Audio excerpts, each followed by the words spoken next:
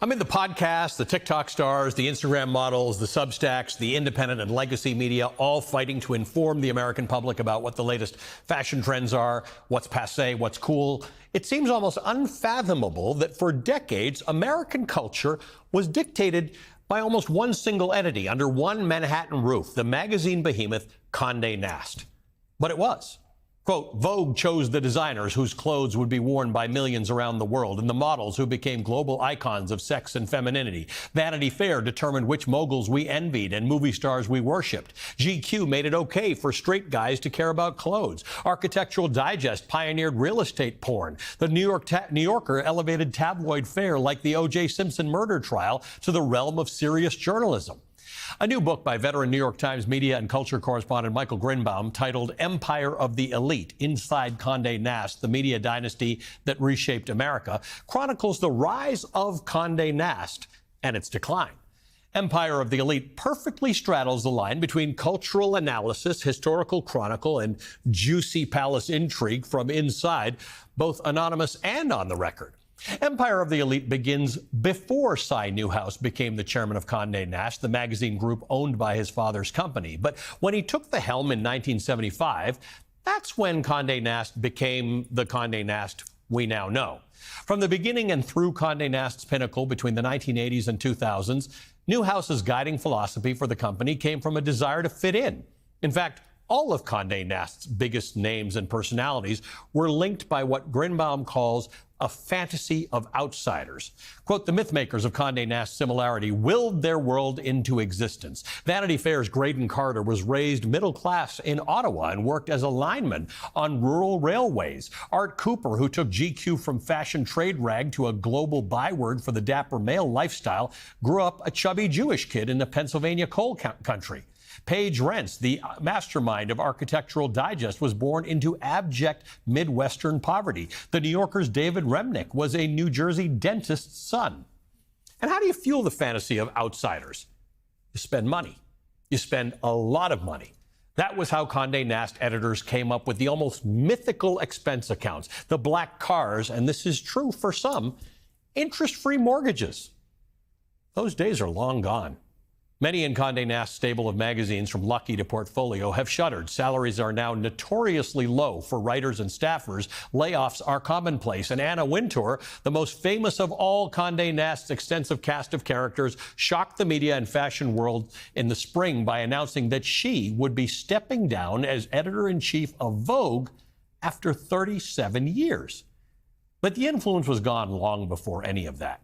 Michael Grinbaum joins me now. He's the New York Times correspondent and author of Empire of the Elite, Inside Condé Nast, the Media Dynasty That Reshaped America. Michael, welcome.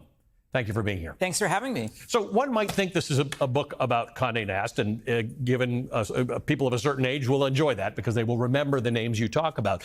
But it's really a building block about where we are. In other words, to read this book is to get some sense of how this industry has come and what it has morphed into. What's the elevator pitch for reading this book? Well, I couldn't agree more. And I think to understand the chaotic media world that we live in today, you really have to understand kind of where it all came from. And by the way, places like Vogue and Vanity Fair and GQ, these are still global brands. Right. When Anna Wintour made that announcement 2 weeks before my book came out, by the way, which I was, that was very convenient timing, right. so hat tip to her. But there were headlines in Paris, in Shanghai. Even though the print magazines and people now get news and information on their phones and through social media, and the print magazines are now, they're almost like pamphlets. I mean, you remember those September issues were like phone books. Yeah.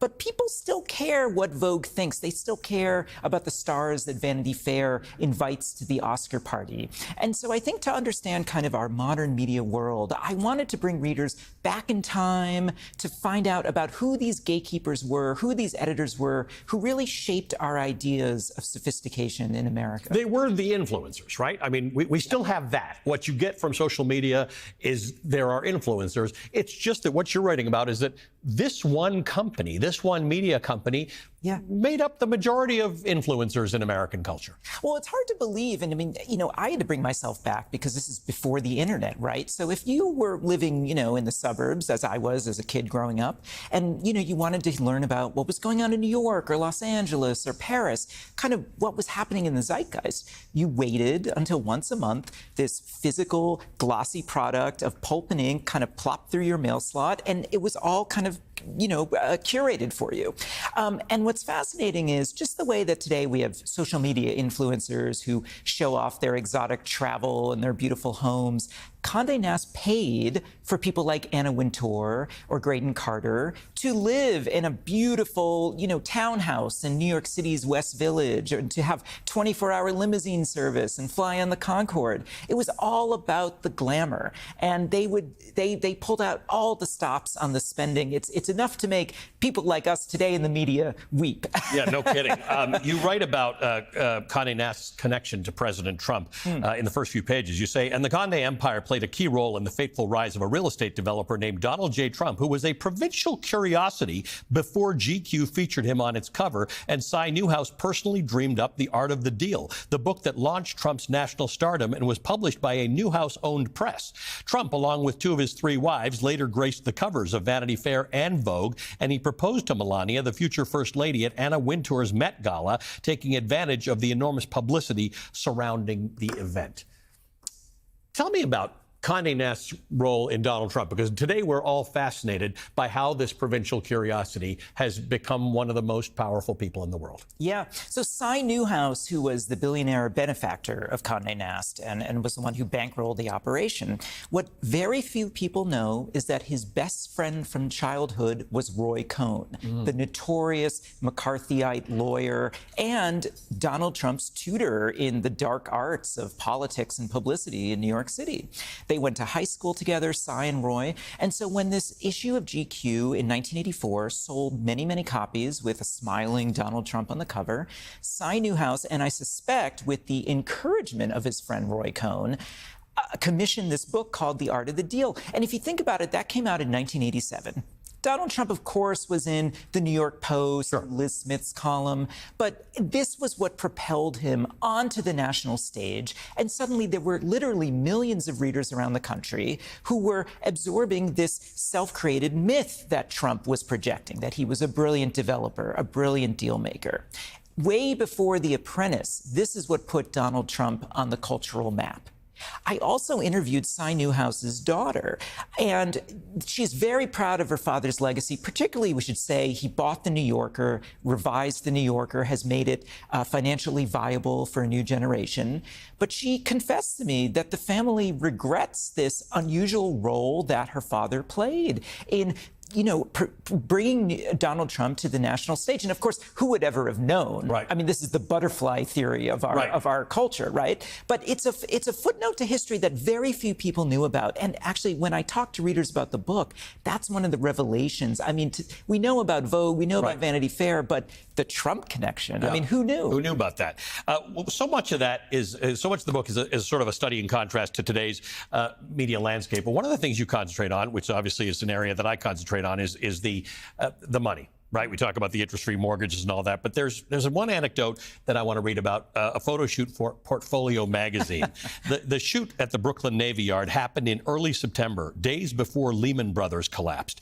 An elephant was trucked in from Connecticut and led by handlers into the studio through a massive garage door. The result was a dramatic and arresting visual, the sort of manufactured fantasy that had long been a Condé Nast calling card. An elephant bellowing beside a water cooler as a white-collar worker cowers in fear. Between the star photographer, studio fees, and rental of a gigantic exotic animal, the image was exorbitantly expensive to produce, $30,000 for the elephant alone, a staffer later told the New York Times. I mean, you talk about the mortgages, the salaries, the money, the elephant for $30,000. This is a different media world that we're in. It's hard to believe that media actually used to be a great business. Yeah. I mean, there used to be great margins. And remember, it had a monopoly. magazines were really a source of community for many, many decades because readers around the world who were interested in a topic, they didn't have a Reddit message board to go to. They couldn't go into Google and find blogs. They had to sort of communicate through these magazines of mass culture. And so now the elephant, I tried to track him down, but he was unavailable for comment. But this was about magazines. They wanted to create this kind of luxurious world in its pages. And by the way, not only was that for readers to subscribe, but it was for advertisers, because luxury advertisers wanted to reach an affluent, aspirational audience.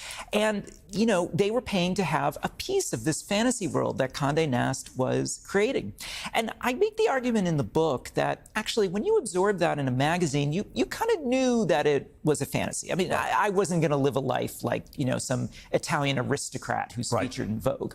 Nowadays, it's our friends, it's people we know from high school. They go on Instagram and they present themselves as my incredible vacation and I'm on a private jet or whatnot. And you look at that and, it creates this sense of FOMO and envy and why is that my lifestyle? And I actually think that the sort of aspirational fantasy of Condé Nast, which we could argue about, I mean, there were always some downsides to that, but in a way it was a little more innocent back then. And I think now that all of us can be our own stars on social media, people just recreate the world that Condé Nast created back then. And it's really changed kind of the dynamic that people have with each other.